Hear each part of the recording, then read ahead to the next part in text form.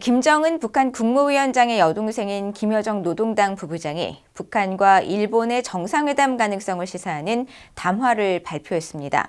전문가들은 미한일 3국의 대북 안보 협력이 전례 없이 강화되고 국제사회가 공조하는 상황에서 미한일 공조 분열을 노린 북한의 움직임이라는 분석이 나옵니다.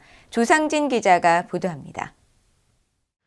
북한의 김여정 노동당 부부장은 15일 조선중앙통신에 발표한 담화에서 일본이 관계 개선에 새 출로를 열어나갈 정치적 결단을 내린다면 두 나라가 얼마든지 새로운 미래를 함께 열어나갈 수 있다고 밝혔습니다. 김 부부장은 일본이 우리의 정당 방위권에 대해 부당하게 걸고 드는 악습을 버리고 이미 해결된 납치 문제를 양국 관계 전망에 장애물로 놓지만 않는다면 기시다 총리가 평양을 방문하는 날이 올 수도 있을 것이라고 말했습니다.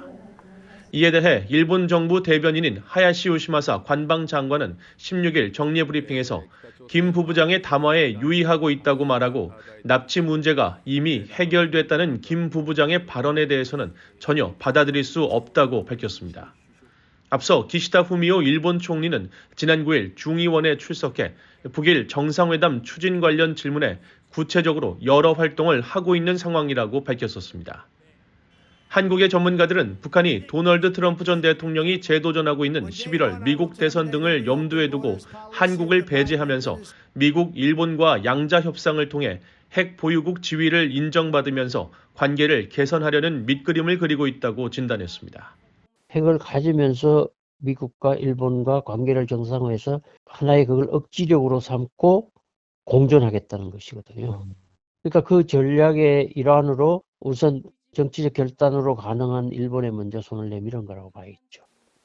북한은 일본과 대화를 진행시켜 미한일 공조의 균열을 만드는 기회로 삼으려 할 것이라는 분석도 나옵니다. 그러나 북한과의 대화 단절이 장기화되고 있는 미국 입장에서 동맹인 일본과 북한의 대화에 부정적이지만은 않겠지만 대화가 진행돼도 미한일 3국 공조에 미칠 영향은 제한적일 것이라는 전망입니다. 기시다가 그렇게 만난다고 해서 한미일의 기본적인 협력이 훼손된다고 생각지 않아요.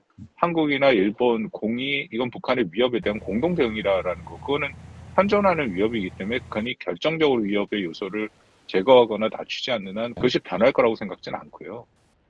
김 부부장의 담화가 한국과 쿠바의 외교관계 수립이 발표된 지 하루도 지나지 않아 나온 것은 이에 대한 맞대응 성격으로 일본과의 관계 개선 움직임을 통해 외교적 고립 이미지를 벗고 한국을 흔들려는 의도가 담겨 있다는 분석도 나옵니다.